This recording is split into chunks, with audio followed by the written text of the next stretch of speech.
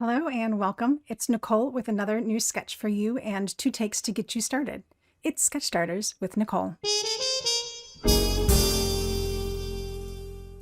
My newest sketch has these 4 vertical little strips that kind of overlap each other, so they can be interpreted in a lot of different ways. For my 2 starters, I'm going to do an old technique that I'm going to modernize a little bit. And then for my second project, I'm going to jump into my scrap bin to create a beautiful multi-geometric project.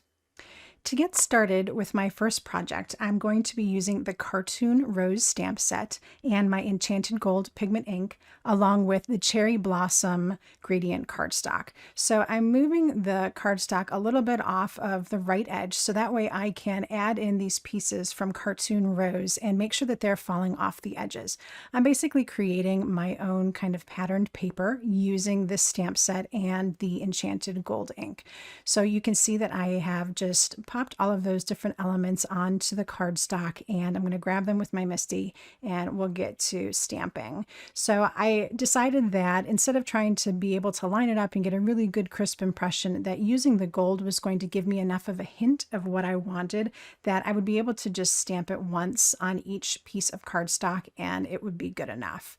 So I went ahead and stamped it on the lightest shade, which is Pink Diamond, and then I came in with Pinkalicious and restamped it. So because I had kind of visually marked that I was going to be in about a ½ inch from the right side, I was able to get my cardstock in basically the same place each time. So then moving into the Rubelite, I was able again to match up my cardstock and get it in the right place, and then move on to the final color, which is Razzleberry, to get that same pattern. So this is kind of essential because what I'm going to do is line up all of these layers together and do an oldie but goodie technique to get everything to kind of match up and create those 4 strips from the sketch.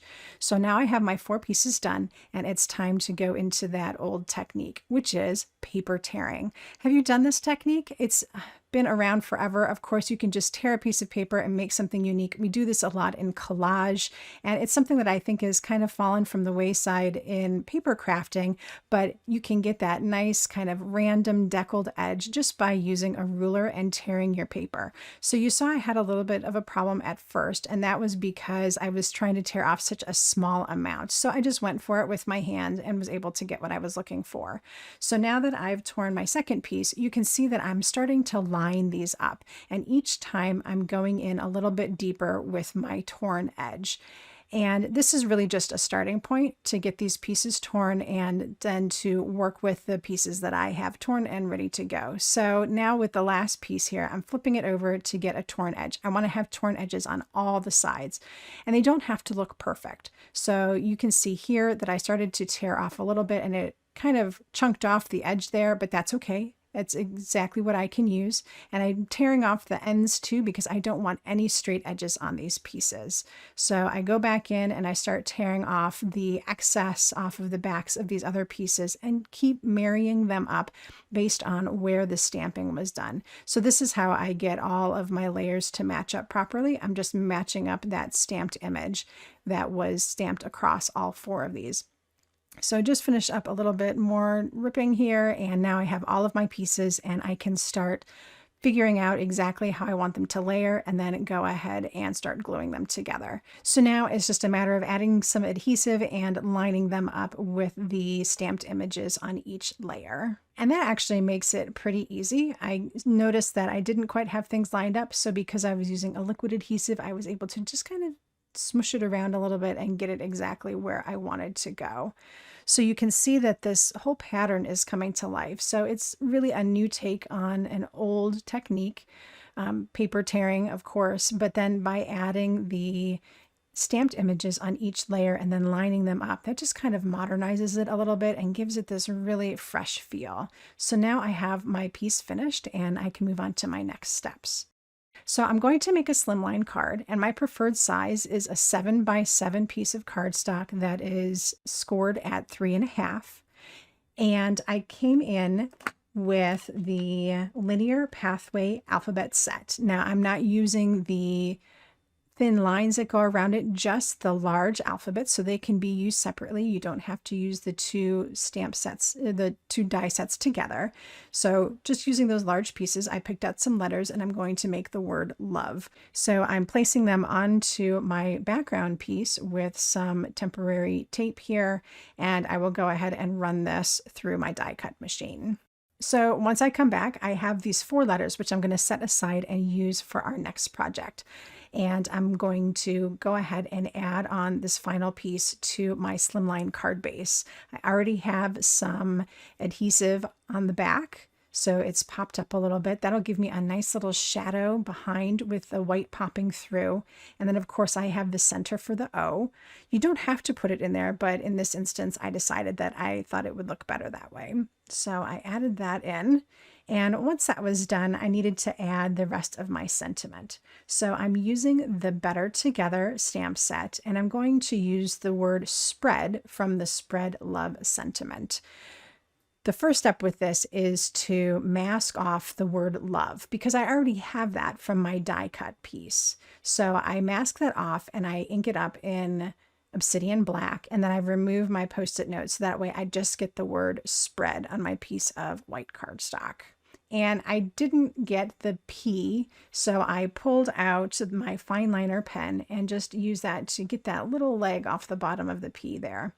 It's a very quick fix, and that is a great use of our brand new fine liner pens. So now I can snip this out and get rid of a little bit of excess cardstock on the top and the bottom. And I don't care that this is maybe not cut perfectly square. It looks really nice and casual when you go ahead and kind of freehand cut it. So I need to figure out where I'd like it to go. And in the end, I really think it just looks nicest off to the left of the word love.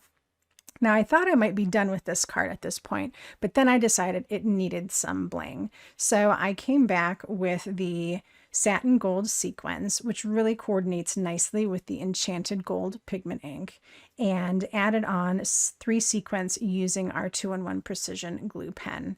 So my key to the sequins is to always use a small, a medium, and a large, and I always pair the large and the small together in a little duo, and then on the opposite side in a triangular pattern I add that medium sequins, and that's how I get my sequins to look so nice in a layout.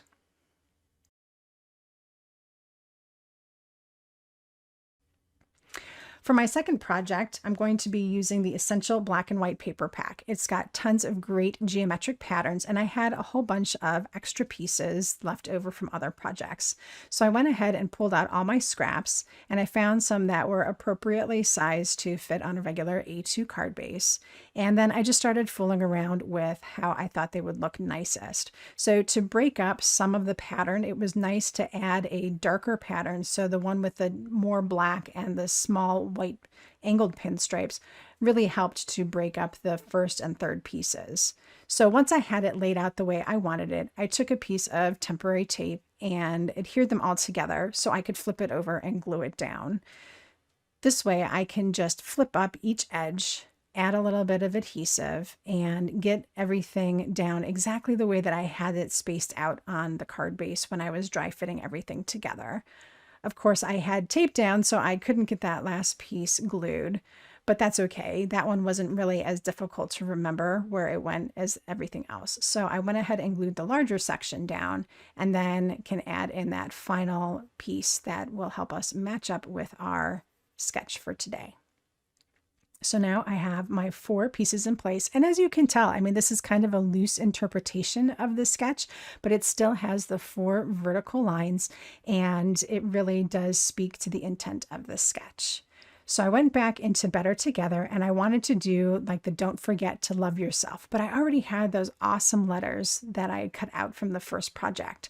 So I did a little bit of creative masking and was able to stamp the Don't Forget To section, and then also the Love Yourself, but then fussy cut around just the word yourself. So I would have independent letters for, or independent words for my layout. Then I just needed to finish adhering everything down. I popped down that love with some liquid adhesive, And just as a reminder, when you're using the Essential Black and White paper pack, it is a little bit of a slick surface, so your letters and anything that you glue down is likely to scooch around a little bit. I prefer to use liquid adhesive on the slick surface because it is going to stick better overall. If you're using a tape runner, sometimes it really likes to pop up very easily off of that slick surface, so I go for the liquid instead. And then I just needed to add in the rest of my sentiment pieces. And as you can see, I was having a little problem picking some of those up. I just cut my nails today, so I didn't have any purchase for any of my little pieces. So I just added in those last few bits and decided again that I was going to add in some sequins. And that really kind of pulls together the two cards that I created for this sketch. So again, I'll go for a large and a small grouped together on the top. And then I'll take a medium one, and I wasn't quite sure where that would go. Perhaps it would go a little farther away, but then I decided that I just liked it closer. So those three little sequins went right around the beginning of the sentiment to help set that off and really add some more dimensional interest to this already crazy geometric card. And that's it. 2 takes on a brand new sketch that you can use to create some projects of your own. Which did you prefer, the modern ripped strips or the pile of geometric paper scraps? Let me know in a comment below. I hope you had fun exploring this sketch with me, and when you use it and share on social media, don't forget to tag me at Pixel Maven's Retreat and at Altenew LLC. We'd love to see the projects you create with our fabulous sketches. I'll be back soon with more sketch inspiration, but until next time, happy crafting. Help support my craft education efforts by clicking on the subscribe button and the little bell so you'll get notified when I create new content just for you. If you're looking for something else to watch, how about one of these crafty videos?